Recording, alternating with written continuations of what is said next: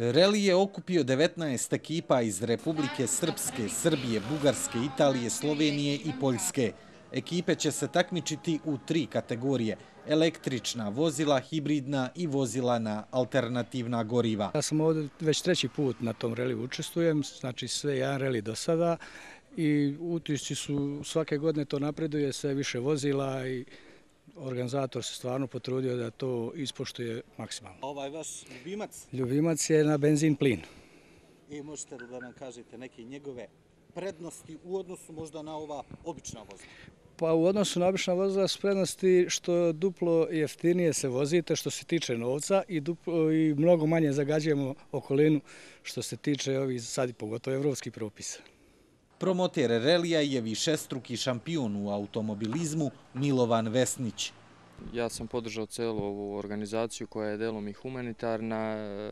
Ovo se malo razlikuje od onoga što ja radim. Kod mene je bitna brzina, prvenstveno ovdje propagiramo ekologiju, alternativne pogone. Realno to je i donekle budućnost u autoindustriji, automobili, prvenstveno elektropogon. Jedna lepa manifestacija međunarodnog karaktera, lepo osmišljena odavde iz Andrićgrada, sve se podudara sa nazivom ovog relija. Želja organizatora relija bila je da start po prvi put bude u Republici Srpskoj.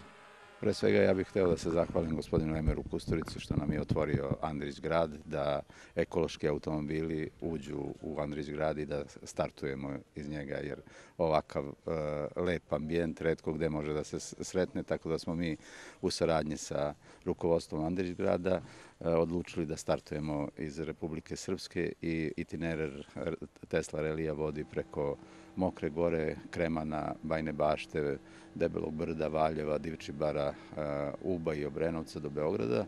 Nakon 3 etape reli će biti završen u subotu u Beogradu.